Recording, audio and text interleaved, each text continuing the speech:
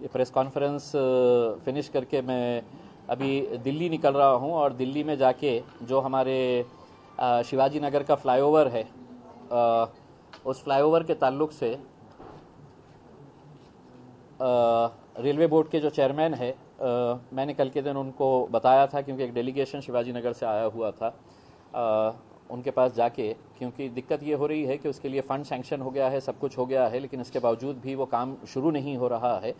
तो अब railway board DRM office से ये पता चला है कि चूंकि ज़्यादा अमाउंट का काम है वो, तो इस वजह से उसके अंदर रेलवे बोर्ड की परमिशन लेना ज़रूरी होता है करके, तो वो एक इम्पॉर्टेंट काम है। दूसरे एक दो जो मुद्दे हैं वो मुद्दे भी विकास से जुड़े हुए हैं, डेवलपमेंट से जुड़े हुए हैं। जैसा आप लोगों को मालूम होगा कि 72 करोड़ रुपए लगाकर हमारे जालना रोड का काम किया जा रहा है, जो कैम्ब्रिज स्कूल से लेके नगर नाके तक ये काम जा रहा है।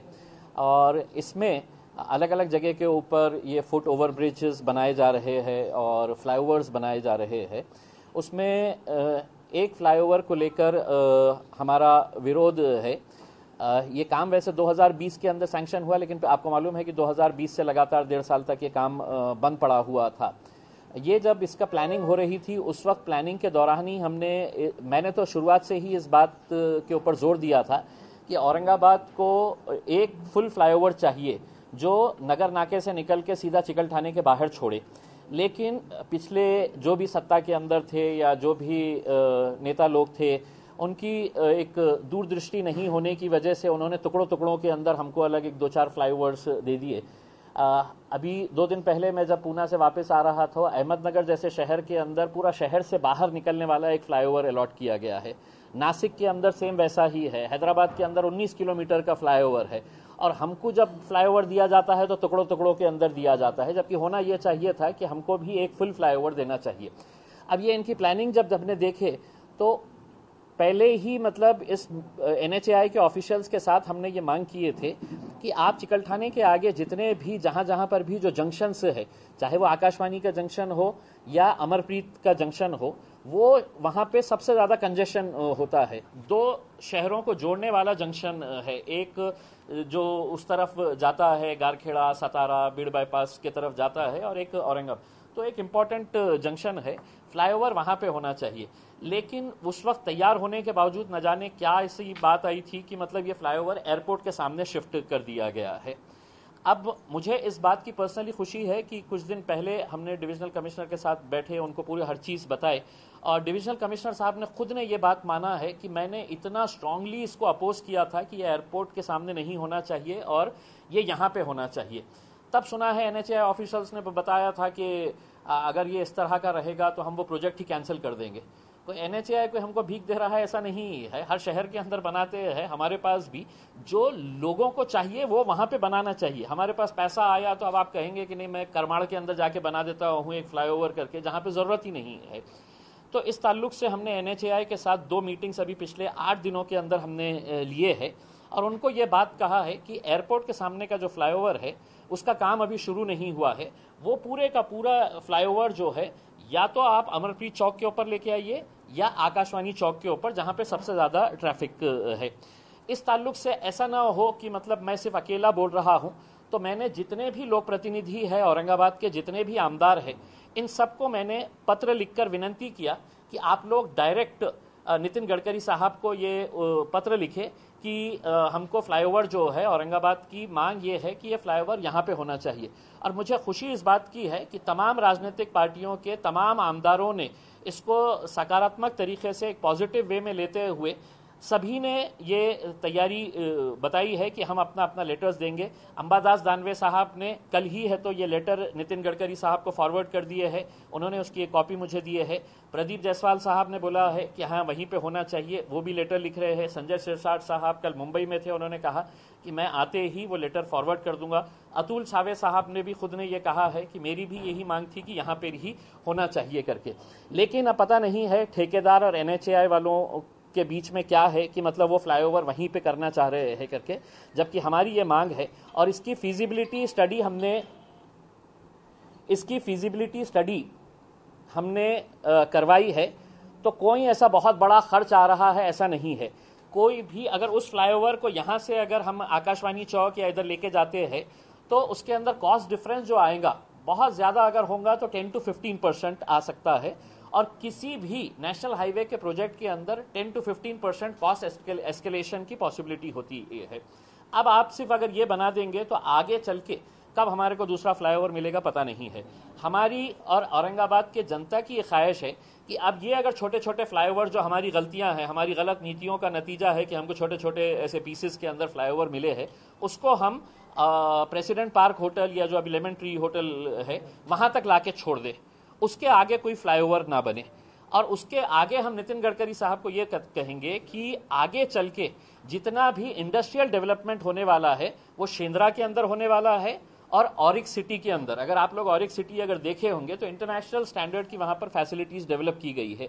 तो हम चाहेंगे कि नितिन गडकरी साहब 1 साल के अंदर नहीं, आप 1.5 साल के बाद दीजिए, हमारे को 2 साल के बाद दीजिएगा, लेकिन एक फ्लाईओवर जो लेमन ट्री होटल जो पुरानी प्रेसिडेंट पार्क होटल थी वहां से निकाल के उसको डायरेक्ट है तो चिकलठाने के बाहर एक पीस के अंदर वो अगर फ्लाईओवर अगर हमको मिल जाता है तो बहुत बड़ा मतलब मेरे हिसाब से एक डेवलपमेंट का एक अच्छे तरीके से काम हो सकेगा। तो इस ताल्लुक से तमाम राजनीतिक पार्टी के जितने भी पदाधिकारी है और अधिकारी भी है, जिसके अंदर डिविजनल कमिश्नर साहब शामिल है, वो सब ने है तो इसके लिए रजामंदी जाहिर की है। लेकिन कॉन्ट्रैक्टर चूंकि है तो ये है कि हमारे को ऑलरेडी कॉन्ट्रैक्ट मिल चुका है, अब हमको काम स्टार्ट करना है, तो हम उनको अच्छे तरीके से ये बता रहे हैं कि औरंगाबाद को वहां पर फ्लाईओवर नहीं चाहिए, जहां चाहिए आपको वहां पर बनाना है करके। और अगर वो उसके ऊपर अड़े रहे तो हम वो काम वहाँ पे एयरपोर्ट के फ्लाईओवर को हम नहीं होने देंगे। हम एयरपोर्ट की जगह जहाँ पर लोक प्रतिनिधि जो लाखों लोगों का प्रतिनिधित्व करते हैं उनके हिसाब से जहाँ पर चाहिए वो फ्लाईओवर वहाँ पर बनाने की हम बात करेंगे। मैं पर्सनली है तो जितने भी लोक प्रतिनिधि हैं उनसे भी अनुरोध करूंगा कि अगर जरूरत पड़ी तो हम सब एक साथ मिलकर जाएंगे नितिन गडकरी के साहब के साथ पास, और वहाँ पर जाकर हम बैठेंगे और उनको बताएंगे कि ये फ्लाईओवर यहाँ पर चाहिए। और जब भी हमको दूसरा फ्लाईओवर मिलेगा तो टुकड़ों टुकड़ों में ना देते हुए हमको वहाँ से जालना रोड का जो सड़कों का ये है वहां से एक फ्लाईओवर देके सीधा चिकलठाने के बाहर हमारे को उतारे, ताकि एयरपोर्ट भी उसके अंदर कवर हो जाता है करके। तो ये एक मुद्दा था। दूसरा मुद्दा ये है कि कुछ दिन पहले मैंने जालना रोड के वक्फ प्रॉपर्टी के ताल्लुक से एक प्रेस कॉन्फ्रेंस लिया था और उसमें बताया था कि औरंगाबाद के कुछ बड़े बड़े लोग जो है वो वक्फ की प्रॉपर्टी के अंदर किस तरह से उन्होंने वक्फ की प्रॉपर्टी को इलीगल तरीके से एक्वायर करके और उसको बेचने का काम किया है करके। वो प्रेस नोट जो है वो डिस्ट्रीब्यूट करें। तो मुझे खुशी है इस बात की कि मैं कंटिन्यूस इसका फॉलोअप करने से ये हुआ है कि अब वक्फ बोर्ड ने रजिस्ट्री ऑफिस को लेटर लिखा है कि ये जितने भी ट्रांजैक्शंस हुए हैं, जितने लोगों को ये दुकानें बेची गई है, ये पूरे है तो इलीगल है और इसको सबको कैंसिल कर देना करके। ये कैंसलेशन का लेटर आईजीआर को भेजा गया है, इंस्पेक्टर जनरल ऑफ रजिस्ट्रेशन, और यहाँ के जितने भी रजिस्ट्री ऑफिस है इन लोगों को भेजा गया और ये कहा गया है कि आपने है तो जितने रजिस्ट्री हुए हैं ये टोटल इलीगल हुए हैं और इसके अंदर फौरन है तो इसको कैंसिल किया जाए। ये लेटर मार्च के अंदर फॉरवर्ड किया गया है जितने भी उसको, और उनको तात्काल है तो इसको कैंसिल करने के लिए बोला गया है। लेकिन मुझे ये बताते हुए ये हो रहा है कि मार्च के अंदर भेजने के बावजूद भी अभी इसका मार्च से लेके ये जो 3 रजिस्ट्री ऑफिस है हमारे पास, ये कलेक्टर ऑफिस के अंदर जो है और बाकी के 2 एक बीड़ बाईपास के ऊपर है, ये सिर्फ आपस में एक दूसरे को लेटर लिखते हैं कि ये हमारे उसमें नहीं आता है, ये तुम्हारे उसमें आता है, तुम इसके ऊपर कार्रवाई करो। फिर दूसरा है तो उसको फिर वापस लिखता है। ये पूरे लेटर्स है, करस्पॉन्डेंस है मेरे पास कि आप हमारे उसमें नहीं आता है, तुमने करो करके। क्योंकि इसके अंदर रजिस्ट्री ऑफिस का एक एक अधिकारी ने मेरी जानकारी के हिसाब से आज भी मतलब ये रजिस्ट्री ऑफिस के अंदर जो धांधलियां चलती है, मेरी जानकारी के हिसाब से हर रोज का इनका कलेक्शन 20 लाख रुपए होता है। जितने भी रजिस्ट्री ऑफिसेस है उसमें चाहे वो 20/30 की रजिस्ट्री कर रहे हो, इलीगल रजिस्ट्री भी अगर आपको करवाने का है तो आपको बगैर है तो एजेंट के और बगैर पैसा दिए हुए होता नहीं है। तो इस तरह की जो रजिस्ट्री है जिसके अंदर धांधलियां होती है उसके लिए कितना पैसा इकट्ठा होता है, तो इसके लिए नेचुरल है कि इनकी चेन कहाँ तक जाती होगी।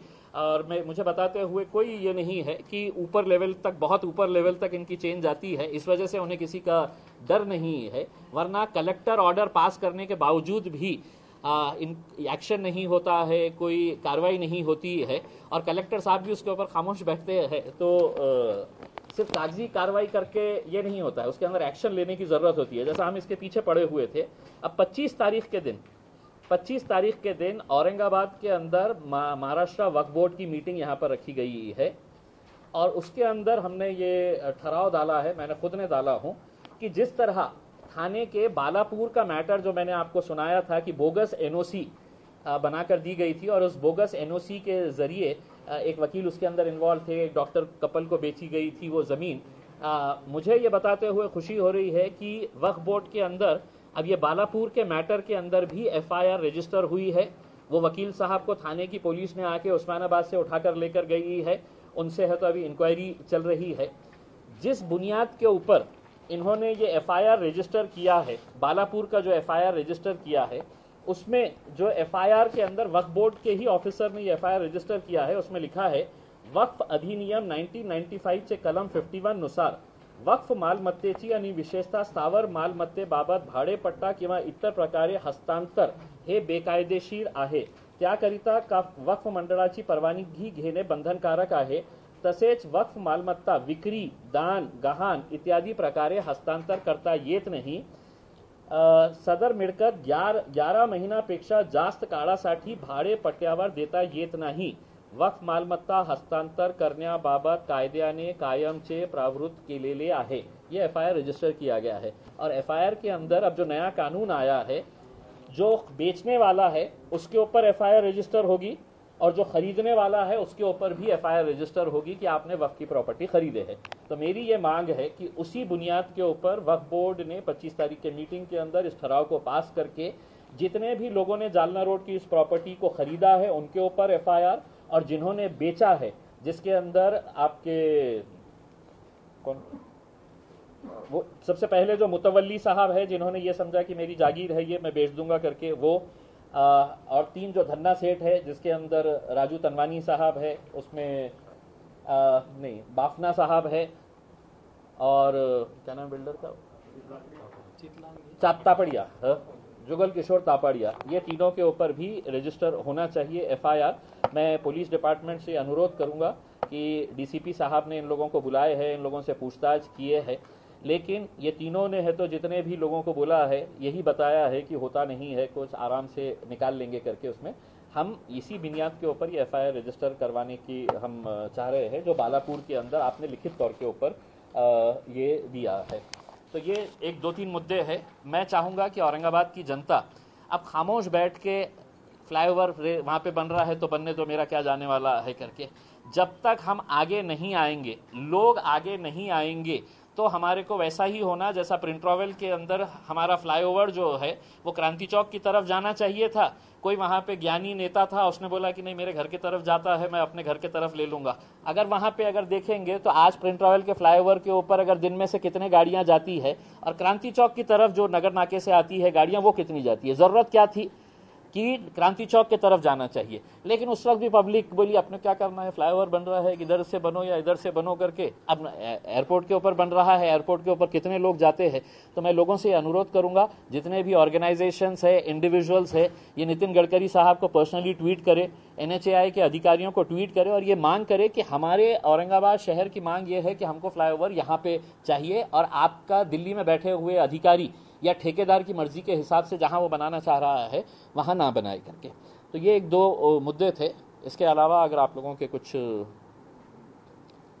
रजिस्ट्री जो है पूरे महाराष्ट्र की जो कैंसिल होने वाली अंदाजे कितनी हो सकती है? नहीं, ये महाराष्ट्र का नहीं, ये जो ऑर्डर निकला है ये सिर्फ जालना रोड का जो प्रॉपर्टी ये जो बेची गई थी, जिसके अंदर नवाब मलिक साहब ने भी ये कहा था कि मतलब इसके अंदर रिटर्न के अंदर उन्होंने मुझे जवाब दिया था कि मतलब ये टोटल ट्रांजैक्शन जो है ये इलीगल है और हमने इसका जाहिर प्रकटन भी हमने दिए थे कि इसका कोई भी नहीं होना चाहिए।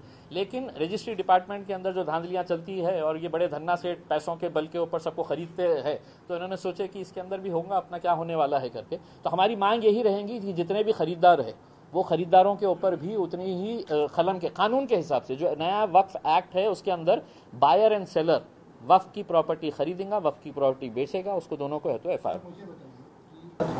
कि उन्होंने एफआईआर रजिस्टर करे जैसा थाने बालापुर में किया, अभी भी वक्फ बोर्ड वाले क्यों नहीं उसके ऊपर एफआईआर रजिस्टर, क्या बात है और क्यों रुके? वक्फ बोर्ड के अंदर कुछ कर्मचारी जो है वो चोर नहीं है, वो डाकुआ है।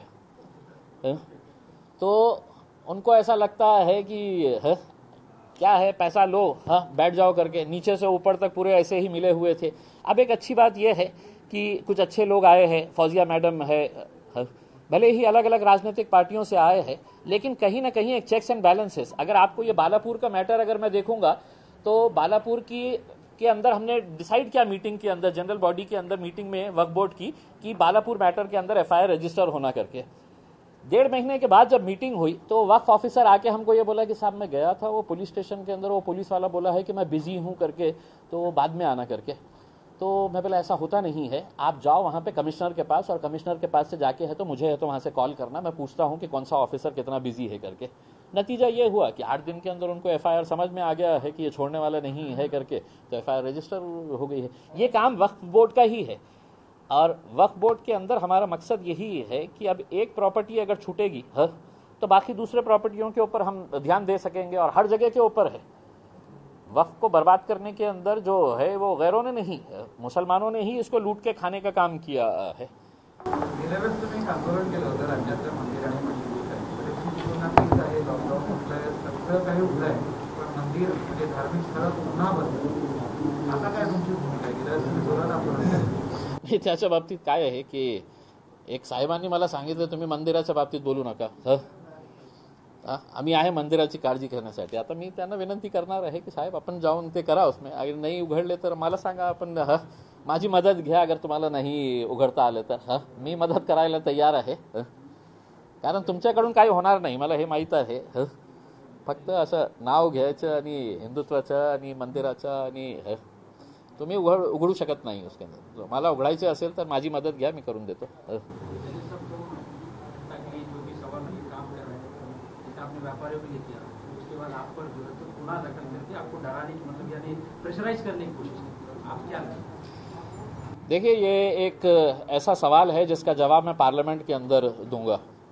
मैंने व्यापारियों के लिए यकीनन मैंने लड़ा, मैंने जाकर वहाँ पर, ऐसा नहीं है कि मैंने खुद से वहाँ पर गया और खुद से जाकर वहाँ पर, मैंने वहाँ का जो लेबर कमिश्नर ऑफिस है, पहले ऑफिसर जो है कमिश्नर, उसके साथ में बैठा, अच्छे तरीके से उसको समझाया कि साहब इतना लोगों के ऊपर अगर आप 200 रुपये स्क्वायर फीट के हिसाब से करेंगे तो ये उनके ऊपर अन्यायकारक होगा, लेकिन वो मानने के लिए तैयार नहीं थे। तो मैंने गलत लैंग्वेज का इस्तेमाल किया, इसमें कोई वो नहीं है, शायद मेरे हिसाब से उसको वो भाषा समझ में आती होंगी तो मैंने वो भाषा के अंदर बात किया है। लेकिन जिस तरह से रात में 12 बजे जाकर क्रांति चौक पुलिस स्टेशन के अंदर एफआईआर रजिस्टर की गई है, तो मुझे मालूम है कि किसके दबाव के अंदर की गई है, किन अधिकारियों ने इसके ऊपर दबाव डाला था कि तुम जाकर है तो एफआईआर है तो रजिस्टर करना रात में 12 बजे। उन तमाम अधिकारियों को ये बोलना चाहूंगा मैं कि मेरे अंदर का पत्रकार अभी मरा नहीं है। लोकसभा के अंदर तो मुझे यहाँ पे डरा सकते हैं, यहाँ पे खामोश बिठा सकते हैं, लेकिन लोकसभा के अंदर मैं एविडेंस के साथ तुम्हें कैसा पोल खोलूंगा तुम्हारी कि तुम क्या कर रहे थे और क्या नहीं कर रहे थे करके। तो इनको ऐसा लगा कि मैं जाऊंगा और इनके पेट में मुंडी डालूंगा साहब मेरे ऊपर, और कैसे सेक्शंस डाले आपको पता है, रायटिंग, दंगा करने का, राइटिंग। मैंने वहां पे राइटिंग किया, जबकि मतलब ये पूरे कैमरे मेरे हिसाब से अगर गिरी पड़ी हालत के अंदर भी अगर देखे तो 15 कैमरे होंगे। मैंने वहां पर दंगा किया। दूसरा एक सेक्शन डाला दंगा विथ हथियार, मैंने हथियार भी लेकर गया, हथियार से मैंने है तो दंगा किया है करके। सरकारी कामात अड़थड़ा, मतलब मैं क्या घर में है तो गोटियां खेलने के लिए लोक प्रतिनिधि बना हुआ हूं क्या?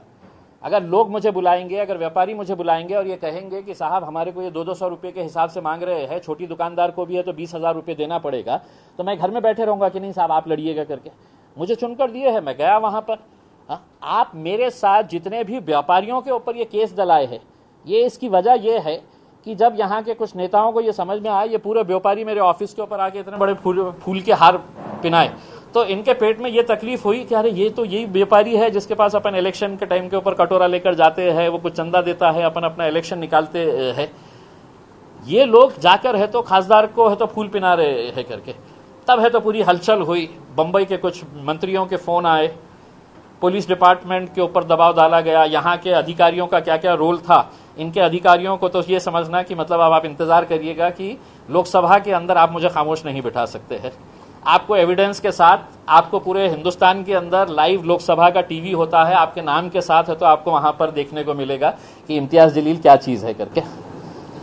दुसरा एक प्रश्न आहे की सध्या राष्ट्रीय पातळीवरती राष्ट्रीय मंच नावाने बिगर काँग्रेस आणि बिगर भाजपांची आघाडी होण्याची तयारी दिसते आहे सध्या एमआयएमचं याबद्दल काय ओपिनियन आहे? देखिए, कोई भी आघाड़ी जो है वो मुसलमानों के बगैर है तो मुकम्मल होगी नहीं है। अगर भारतीय जनता पार्टी के विरोध में कोई आघाड़ी अगर खड़े करना चाह रहे हैं और शरद पवार साहब ये सोच रहे हैं कि मुसलमान मेरे पीछे है करके, तो मैं पवार साहब को बोलूंगा एक बार औरंगाबाद आइए, जरा देखें करके उसमें बगैर गाड़ियां लगाए हुए आपके पीछे कितने आते हैं करके। ये छोटे मोटे लीडरों के बारे में बात नहीं कर रहा हूं मैं, लेकिन अगर आप मुसलमानों के बगैर कोई आघाड़ी बनाने का सोच रहे हैं और अगर आज हिंदुस्तान के अंदर मुसलमान वोट बैंक अगर किसी के साथ जुड़ा हुआ है तो वह एमआईएम के साथ जुड़ा हुआ है, वो असदुद्दीन अवैसी के साथ जुड़ा हुआ है। आप जो है अगर ये समझ रहे हैं कि मैं और फारूक अब्दुल्ला नेशनल कॉन्फ्रेंस, मैं और जम्मू कश्मीर मिलके है तो एक अलायंस बना लेंगे, तो ये कैसा अलायंस होने वाला है हमको भी नहीं पता है। देखें आगे कोशिश जारी है उसमें पंत प्रधान बनने के लिए। 2024 का इलेक्शन है लोकसभा का, उससे पहले उत्तर प्रदेश का इलेक्शन है, वो लिटमस टेस्ट होगा शायद लोकसभा का, बहुत बड़ा एरिया है। आप उत्तर प्रदेश के लिए क्या प्लान करते हैं? हम उत्तर प्रदेश के अंदर पिछले कई सालों से हम लोग मेहनत कर रहे हैं। उत्तर प्रदेश के अंदर हमारा बहुत अच्छा नेटवर्क है, बहुत अच्छी वहाँ पर हमारी जो ऑर्गेनाइजेशन टीम है वो बहुत अच्छे तरीके से काम कर रही है और हम पूरा फोकस उत्तर प्रदेश के अंदर ये करेंगे, क्योंकि एक चीज़ सबको समझ में आ गई है कि भले ही हमारे राजनीतिक मतभेद हो सकते हैं, लेकिन आजम खान को जब अंदर डाला गया तो उनकी पार्टी के उनके नेताओं ने उनका साथ छोड़ दिया। बाकी जितने भी दूसरे मुस्लिम लीडर्स थे उत्तर प्रदेश के, उनको पूरी तरह से खत्म कर दिया गया है, या तो योगी साहब ने खत्म कर दिए है या समाजवादी पार्टी ने खत्म कर दिए है। अब ये इलेक्शन आते ही तो अब वहां की जनता को भी एक समझ में आया है कि हमारे साथ ये खेला जा रहा है करके, तो अब मजलिस पूरी ताकत के साथ जाएंगी। मैं यहाँ से ये खत्म होने के बाद मैं अभी दिल्ली निकल रहा हूं, कल दिल्ली के अंदर हमारी प्रेस कॉन्फ्रेंस रहेगी और दिल्ली के लिए भी हम पूरी ताकत के साथ वहां पर उतरने वाले हैं, क्योंकि दिल्ली के अंदर भी लोगों ने देखा है कि पिछले टाइम हम इलेक्शन नहीं लड़े हैं। इसलिए नहीं लड़े हैं कि वहां पर हमको ऐसा लगा कि आम आदमी पार्टी जो है वो हमारे लिए भी बात करेंगी, लेकिन दिल्ली का जो दंगा हुआ उसके अंदर आम आदमी पार्टी का जो रोल था, हमको ऐसा समझ में आया है कि एक सिक्के के दो पहलू अगर देखना है तो एक तरफ से है तो आपको नरेंद्र मोदी साहब नजर आएंगे, उसको घुमा कर देखेंगे तो अरविंद केजरीवाल नजर आएंगे। तो ये दिल्ली की जनता भी समझ गई है, तो इसलिए अब हम दिल्ली भी जाएंगे और दिल्ली के अंदर भी अपनी ताकत पूरी आजमाएंगे। आपने दो पार्टीज के नाम लिए, बीजेपी और एसपी उत्तर प्रदेश में। अलायंस के लिए आप कोई बीजेपी यूपी में पार्टनर ढूंढ रहे हैं क्या, या फिर कोई आपसे अप्रोच हुआ है क्या? अभी तक तो ऐसा कोई अप्रोच हुआ नहीं है, लेकिन जो भी रहेगा वो मेरे हिसाब से हमारे पार्टी के अध्यक्ष बैरिस्टर असदुद्दीन अवैसी साहब भी उसको। कितनी जगहों पे लड़ने के बाद? कहाँ पे? उत्तर प्रदेश में अभी ऐसा कुछ आंकड़े निकाले नहीं गए हैं कि मतलब अभी टू और जैसा महाराष्ट्र में फॉर्मूला लगाया गया कि भाई इतनी चंद सीट लड़ने का 20-25 नहीं। उत्तर प्रदेश के अंदर हम अच्छी खासी सीटें लड़ेंगी, क्योंकि वो एक बंजर जमीन है और वहां पर हमको यकीन है कि मतलब अच्छे तरीके से वहां पर हमारे को नतीजे मिल सकते हैं।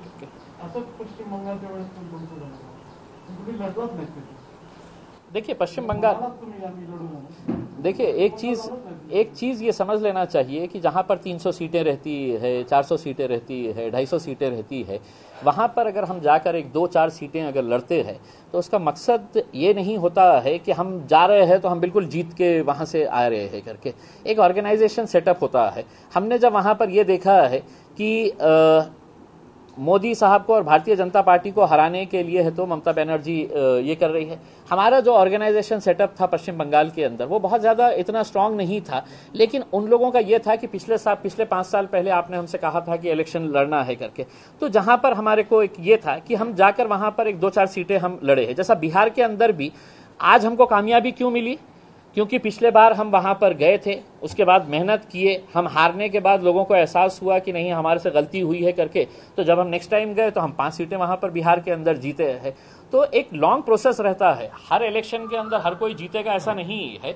हमको अपना ऑर्गेनाइजेशन भी बढ़ाने का है, वहां पर इन द प्रोसेस हमको कुछ सीटें भी अगर मिलती है तो नथिंग लाइक इट। ये हो गई दिल्ली की बात। दिल्ली का क्या सीन है? कौन सी गली? अपनी कॉर्पोरेशन के इलेक्शन है, 3-4-5-6 महीने में बोल रहे हैं। आने दीजिए ना सर। देखिए हमारी तो पूरी तैयारी है मजलिस की, और बाकी जितने भी कमजोर पार्टियां हैं सब एक दूसरे का कांधे का सहारा लेना चाहते हैं। मैंने सुना हूं सेना के लीडर बोल रहे हैं कि नहीं आम्ही एकत्र लढू। अरे का बाबा, असं वाघ का असं हे झालेला आहे कमजोर की तुम्हाला काही सहारेची जरूरत पडू लागली. अरे तुमचा गड होता ना, असं काय करतो तुम्ही? काय चित्र असेल नहीं, तुमचा गढ़ होता तर मतलब एनसीपी वाले बोलते नहीं हम इनके साथ जाएंगे उसके अंदर. अरे हम तो अकेले हैं साहब, अकेले लड़ेंगे उसके अंदर. आओ मैदान के अंदर, उसके अंदर कोई हारेगा कोई जीते, उससे ज्यादा लड़ेंगे. और 2015 के अंदर जब थी मजलिस के बारे में जो कहा गया था एमआईएम पार्टी मतलब से मुसलमानों की पार्टी है करके, अब तो हम कई ऐसे इलाकों से भी इलेक्शन में लोगों को उतारेंगे कि जहां पर आपको ताज्जुब होगा कि मतलब लोग आकर कल एक इलाके से लोग आए थे और उन्होंने कहा कि साहब आप हमारे इस एरिया के अंदर भी आया करें करके. मैं बोला मैं आते रहूंगा करके. तो बोले नहीं सर हम चाहते हैं कि मतलब इस बार महानगर पालिका में जो है वो आप लोगों ने ज्यादा सीटें लेके आने की. और मैं लोगों को ये यकीन दिलाता हूं कि एक मर्तबा हमारे हाथ में एक 5 साल के लिए महानगर पालिका अगर आ गई तो वो 5 साल के अंदर हम क्या काम करेंगे उसमें. मेरे पास तो 3 साल रहेंगे खासदार की. अगर 3 साल के अंदर हम शहर का अगर नक्शा नहीं बदले तो जनता ये फैसला करना चाहिए कि नहीं इसने वादा किया था हमारे को कि हम औरंगाबाद शहर का नक्शा बदलेंगे करके. देखिए मतलब आज औरंगाबाद शहर के जो मसले है ये किस मुद्दे के ऊपर इलेक्शन लड़ेंगे.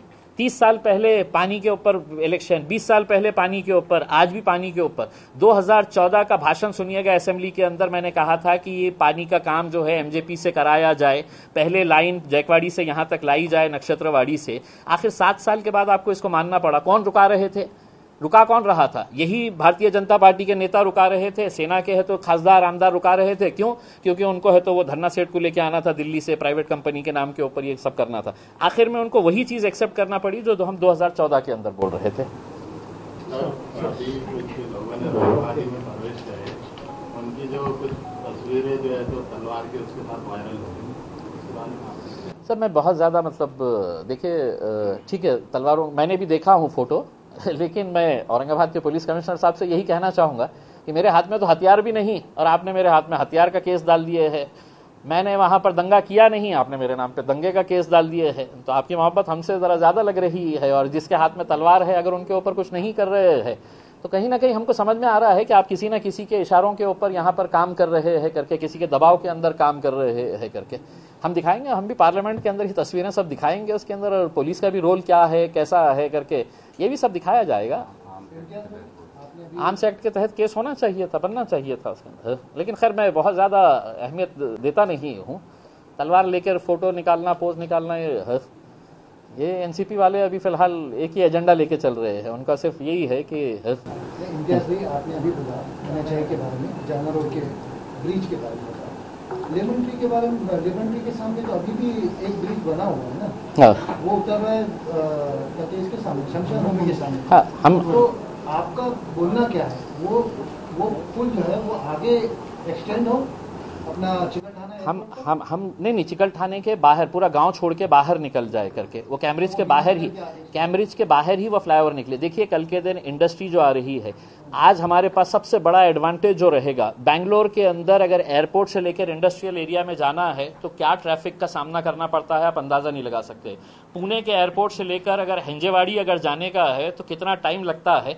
अगर हम एयरपोर्ट के बाहर कोई इंडस्ट्रियलिस्ट उतर रहा है और उसको शेंद्रा जाने का है, वही फ्लाईओवर के ऊपर वो एयरपोर्ट से ही अगर ज्वाइन कर लेता है तो हार्डली वो 4 से 5 मिनट के अंदर है तो अपने डेस्टिनेशन के ऊपर पहुंच सकता है. तो एक फ्यूचर प्लानिंग के हिसाब से हम ये चाह रहे हैं कि अब जो फ्लाईओवर मिलेगा, जो भी फ्लाईओवर वहां पे है प्रेसिडेंट पार्क के आगे, उसको कनेक्ट करके आप कैम्ब्रिज यस सर.